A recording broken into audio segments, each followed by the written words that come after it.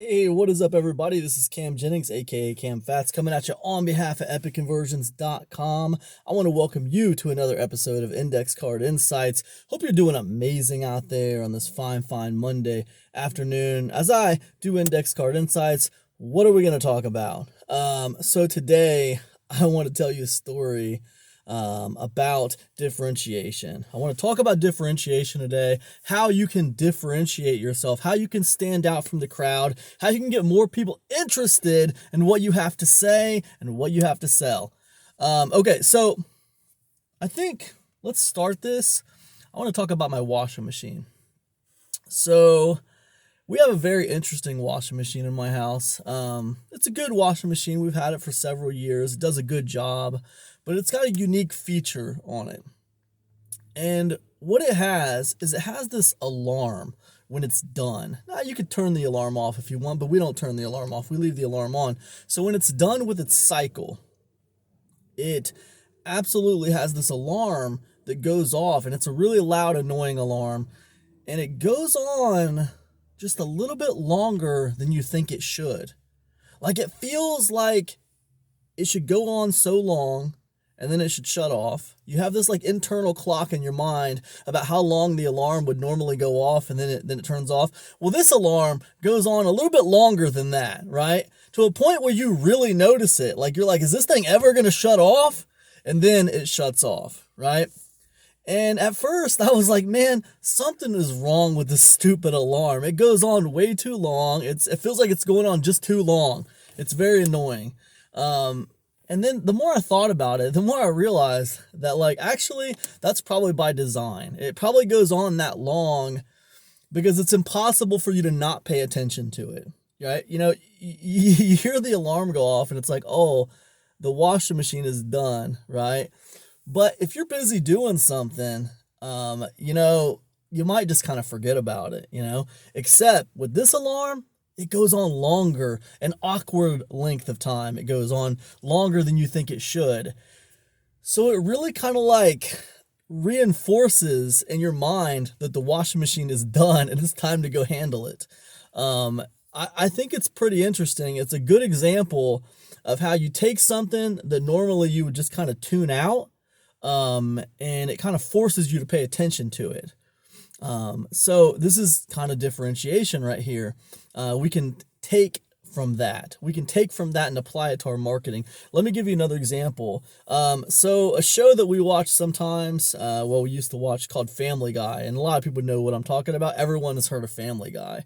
There's an episode of that show, and I'm not like a huge fan of the show, so I don't know which episode this was, but there was one episode of Family Guy, man, where like you're watching the show, and like the next thing you know, like the dad, I forget the dad's name, the big guy.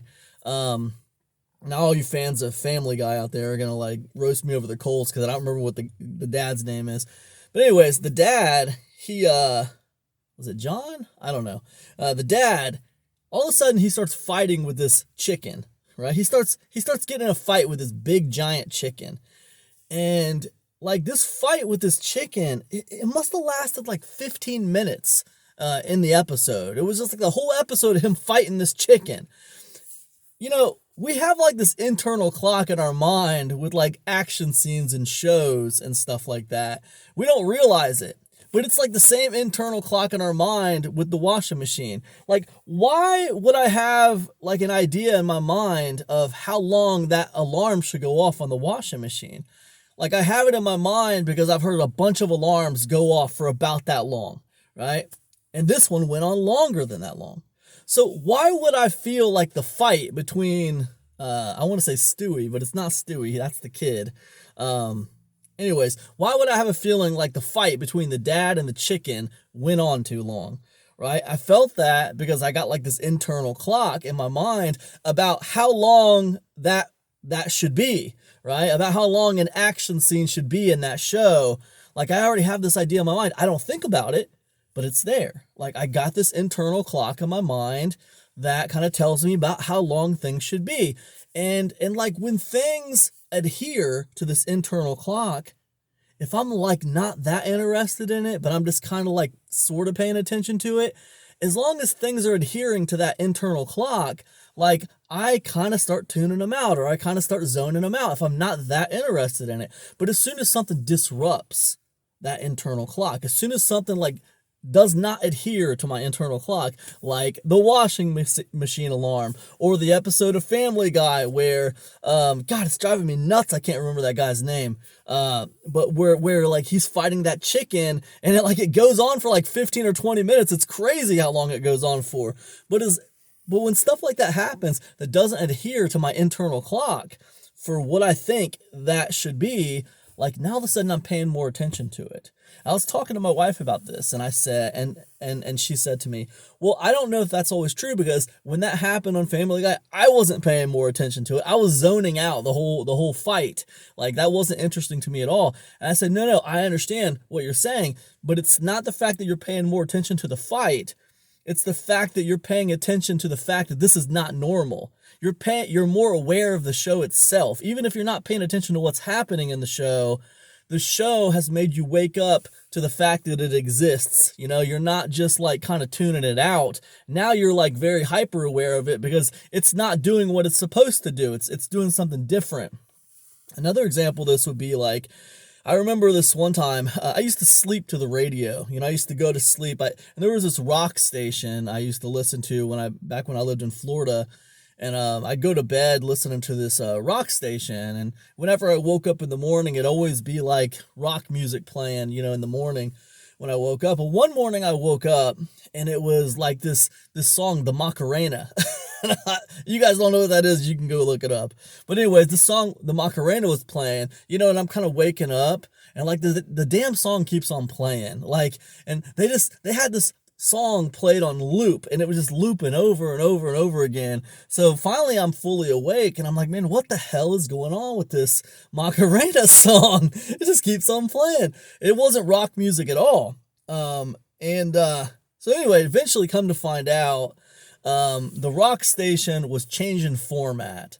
I figured this out after the fact. I figured this out later, but that rock station was changing format. So they wanted to do 24 hours of just like the Macarena. And then the next day they changed their format to something different, like pop music or something.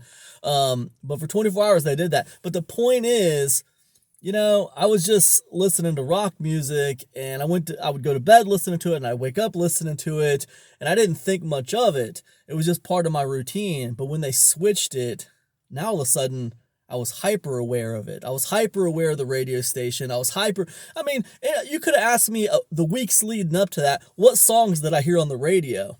And I probably couldn't have told you. Just a bunch of rock songs, you know. But this one, I was hyper aware of it. It was the Macarena. It just played over and over and over. I was hyper aware of it because it was different. It changed the internal clock in my mind about like what should be happening, right? So what I'm saying is you can do the same thing in your marketing, okay? People always talk about like, you know, we think about like, let's just talk about email marketing for a second, because, you know, I focus on email marketing a lot in my business. It's probably the center of my business. When you think about like, people say like, well, Cam, how long should an email be? And I always tell them that the length doesn't matter. It's the impact that matters. The impact matters. How impactful is the email? Well, and the funny thing is, people might walk away from that and they think, well, Cam said the length doesn't matter, the impact matters. Okay, well, I'm just going to have like this standard length of 400 words for my emails. So all my emails are going to be around 400 words. So what I'm telling you is, you know, humans get used to patterns. We get used to patterns, and that ties right into that like internal clock that we got in our brains.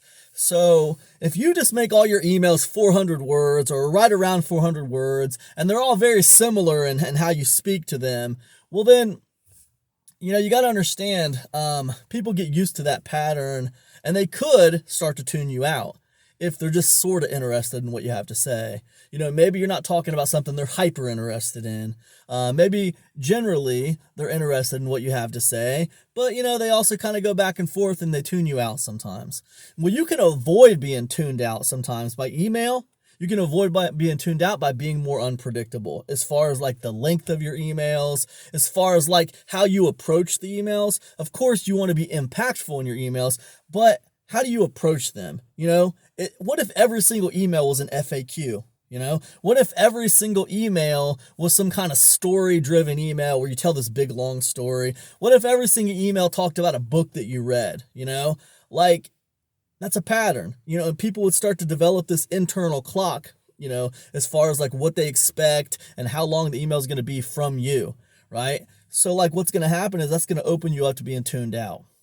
So what I'm telling you is, you know, it doesn't matter about the length and it doesn't matter about, it doesn't matter about the length. It matters about the impact. But what I am telling you is don't be predictable. Okay. That's what I'm saying. You need to be a little bit more like Family Guy or a little bit more like my washing machine alarm. Be a little bit on the unpredictable, awkward side sometimes. I told an email the other day. I was telling a story about how I was telling a story about, you know, how I visit my dad's grave every single year, you know, and it was kind of a personal email, you know, but the thing is, I don't always tell personal emails. I don't always do that. That's a little outside the pocket, right? I might follow that up with an email about like a paradox that exists in the universe, a story I heard from NASA, or I might follow that up with like some movie I watched, or I might follow that up with some book that I read. It's always going to be something different. I always want to like attack email from different looks. I want to give different perspective on every piece of content that I put out. I want it always to be different. And that means different in length, different in like approach. And yes, the whole goal is to create impact and to be a little unpredictable, because when you're unpredictable, you get more attention. Anyways, look, man, that's all I got. I hope that's been helpful to you today. Be sure to get over to epicconversions.com and check out my free book that I got out right now for you. It's not going to be free forever. I'm actually going to take it up in price at the end of the year. It's going to cost some money. It's called 12 Secrets. So be sure to get over there and get your free copy of that while it's still free. That's at epicconversions.com. You're going to love it. And I hope this episode of Index Card Insights has been helpful to you. You know, we're winding down season 1 here on Index Card Insights. I don't know what episode this is, but we're getting close to the final 10 episodes of season 1 Index Card Insights. So what that means is you guys are going to have to send me emails. camjenningspro@gmail.com. You're going to have to send me an email. Tell me if you liked this season of Index Card Insights. Should I come back with another season of Index Card Insights? Should I be back for season 2? You're going to have to send me an email and let me know. If I don't get any emails about Index Card Insights and no one's asking me for season 2, then I'll know it's time to move on from Index Card Insights. We'll wrap it up with 1 season. But if people really love it and you guys have really been enjoying Index Card Insights, send me an email. Let me know. I'm at camjenningspro@gmail.com. That's KAMJENNINGSPRO@gmail.com. Hit me up. Let me know if you want to see a season 2 of Index Card Insights, and I'll get to working on it. So anyways, that's it for today. Thanks so much, and I'll see you guys tomorrow for another episode of Index Card Insights. Peace now.